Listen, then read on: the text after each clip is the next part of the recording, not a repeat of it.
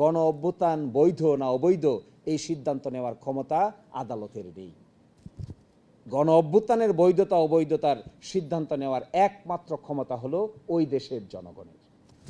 বর্তমান সংবিধানে সরাসরি গণ অভ্যুত্থানের কোনো বিধান নেই, তবে সংবিধানের ৭ অনুচ্ছেদে বলা হয়েছে প্রজাতন্ত্রের সকল ক্ষমতার মালিক জনগণ, অর্থাৎ সার্বভৌম ক্ষমতার মূল উৎস জনগণ। জনগণ নিয়মতান্ত্রিক উপায়ে সরকার পরিবর্তনের পথ কার্যত বন্ধ হয়ে যায়। যখন বন্ধ হয়ে যায় তখন জনগণ গণ অভ্যুত্থানের মাধ্যমে তাদের ইচ্ছা বহিঃপ্রকাশ ঘটাতে পারে। সংবিধানের ১০৬ অনুচ্ছেদে সুপ্রিম কোর্টকে উপদেষ্টামূলক এখতিয়ার দেওয়া হয়েছে।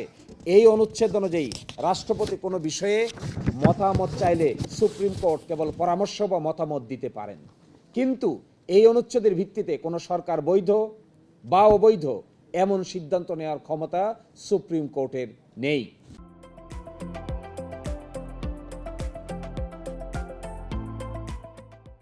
অন্তর্বর্তীকালীন সরকার জনগণের সার্বভৌম ক্ষমতার ভিত্তিতেই গঠিত হয়েছে। যেহেতু সংবিধান অনুযায়ী প্রজাতন্ত্রের সকল ক্ষমতার মালিক জনগণ, তাই জনগণ যদি তাদের ইচ্ছা প্রকাশের মাধ্যমে কোনো সরকার গঠন করে, তাহলে সেই জনগণের ম্যান্ডেটই হলো এই সরকারের বৈধতার মূল এবং একক ভিত্তি। উল্লেখ্য, এর আগে বাংলাদেশ সুপ্রিম কোর্ট সংবিধানের ১০৬ অনুচ্ছেদের অধীনে আরও ২ বার মতামত প্রদান করেন। একটি ছিল সংসদ বয়কট সংক্রান্ত মামলা, যা 47 DLR আপিলের ডিভিশন পেজ ১১১, এবং অন্যটি ছিল বিডিআর বিদ্রোহ সংক্রান্ত মামলা, যা 29 BLD AD ১৫৫তে রিপোর্টের আছে। উভয় ক্ষেত্রে সুনির্দিষ্ট আইনের বিধিবিধান জানতে চাওয়া হয়েছে। গণ অভ্যুত্থানের মতো পরিস্থিতির সাথে ১০৬ অনুচ্ছেদের কোনো প্রাসঙ্গিকতা নেই। দ্বিতীয় উত্তর, অন্তর্বর্তীকালীন সরকারের বৈধতার মূল উৎস জনগণের সার্বভৌম ক্ষমতা ও অভিপ্রায়। ৫ আগস্ট ২০২৪ তারিখে এই সার্বভৌম ক্ষমতা ও অভিপ্রায়ের বহিঃপ্রকাশ ঘটেছে। জুলাই জাতীয় সনদ বাস্তবায়ন আদেশ ২০২৫ জনগণের সার্বভৌম ক্ষমতা ও অভিপ্রায়ের ভিত্তিতে জারি করা হয়েছে। আমাদের সংবিধানে সরাসরি গণভোটের কোনো বিধান ছিল না, তবুও গণভোট আয়োজনের উদ্দেশ্য ছিল জনগণের ম্যান্ডেটে একটি শক্তিশালী ভিত্তি তৈরি করা। এর মাধ্যমে ভবিষ্যতে সংবিধান সংস্কার সংক্রান্ত বিধানগুলো যেন কার্যকর আইনের ভিত্তির উপর প্রতিষ্ঠিত হয় তার ব্যবস্থা করা হয়েছে। গণভোটে ৬৮-টিরও বেশি শতাংশ মানুষ হা ভোট দিয়েছেন। এই ফলাফলে বোঝা যায় জুলাই জাতীয় সনদ বাস্তবায়ন আদেশ ২০২৫-এর বিধান বাস্তবায়ন করাও জনগণের সার্বভৌম ইচ্ছা ও অভিপ্রায়ের বহিঃপ্রকাশ। ইতোমধ্যে অন্তর্বর্তীকালীন সরকার গঠন ও সংবিধানের ১০৬ অনুচ্ছেদের কার্যকারিতা নিয়ে মাননীয় হাইকোর্ট বিভাগে একটি রিট আবেদন দায়ের করা হয়েছিল, যার নম্বর ছিল ১৪,০৪১/২০২৪। মাননীয় বিচারপতি ফাতেমা নজিবের নেতৃত্বে দ্বৈত বেঞ্চ শুনানি শেষে রায় প্রদান করেন। রায়ে আদালত বলেন, জনগণের সার্বভৌম ক্ষমতা ও অভিপ্রায়ই অন্তর্বর্তীকালীন সরকারের বৈধতার মূল উৎস। পরবর্তীতে এই রায়ের বিরুদ্ধে লিভ টু আপিল নম্বর ৭৮১/২০২৫ দায়ের করা হয়। ৪ ডিসেম্বর ২০২৫ তারিখে মাননীয় প্রধান বিচারপতির নেতৃত্বে আমাদের আপিল বিভাগ উভয় পক্ষে শুনানি অন্তে লিভ টু আপিল খারিজ করে দেন।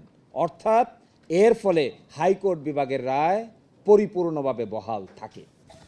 জুলাই জাতীয় সনদ প্রণয়ন করা হয় সংবিধান সংস্কারের মাধ্যমে জন আকাঙ্ক্ষার পূর্ণাঙ্গ প্রতিফলন ঘটানোর উদ্দেশ্যে।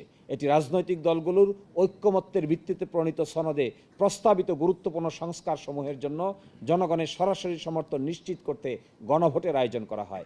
এর উদ্দেশ্য ছিল সংস্কার প্রস্তাবগুলোর পক্ষে জনগণের ম্যান্ডেট অর্জন করা, সেগুলোর আইনগত ভিত্তি আরও শক্তিশালী করা, কারণ জনগণই সকল ক্ষমতার উৎস। ঘ, অন্তর্বর্তীকালীন সরকারের প্রধান উপদেষ্টাগণ শপথ গ্রহণ করেছেন, অথচ বর্তমান সংবিধানে প্রধান উপদেষ্টা উপদেষ্টাদের শপথ গ্রহণের কোনো বিধান নেই, শপথ ফর্মও নেই। তাহলে শপথ নিলেন কিভাবে? তার একমাত্র উত্তর হলো গণ অভ্যুত্থানের মাধ্যমে প্রকাশিত জনগণের সার্বভৌম ক্ষমতা ও অভিপ্রায়। এই অভিপ্রায়ই আইনগত বৈধতার সবচেয়ে বড় উৎস। 12 ফেব্রুয়ারি অনুষ্ঠিত জাতীয় নির্বাচন গণভোটের মূল ভিত্তি জুলাই জাতীয় সনদ বাস্তবায়ন আদেশ। জুলাই জাতীয় সনদ বাস্তবায়ন আদেশ ছাড়া 12 ফেব্রুয়ারির নির্বাচনের আর কোনো সেপারেট আইনগত ফাউন্ডেশন আমরা খুঁজে পাই না।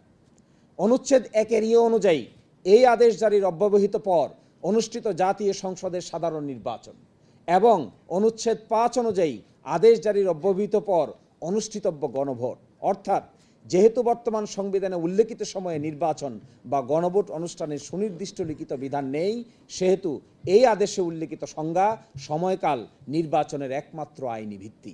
এই আদেশে বাইরে নির্বাচন অনুষ্ঠানের আর কোনো লিগ্যাল বেসিস নেই। আমাদের দেশের বর্তমান পরিস্থিতির সাথে ফিলিপাইন, গ্রানাডা, লেসোতো পরিস্থিতির সম্পূর্ণ রকম মিল রয়েছে। এই সমস্ত দেশেও গণ অভ্যুত্থানের ফলে শাসক শ্রেণী দেশ থেকে বাধ্য হয়েছিলেন। বিষয়টি শেষ পর্যন্ত স্ব দেশের সুপ্রিম কোর্টের মামলা হিসেবে গড়িয়েছিল। ওই সমস্ত দেশের এক বাক্যে সুপ্রিম কোর্ট স্বীকার করেছেন গণ অভ্যুত্থান বৈধ না অবৈধ এই সিদ্ধান্ত নেওয়ার ক্ষমতা আদালতের নেই। গণ অভ্যুত্থানের বৈধতা অবৈধতার সিদ্ধান্ত নেওয়ার একমাত্র ক্ষমতা হলো ওই দেশের জনগণের।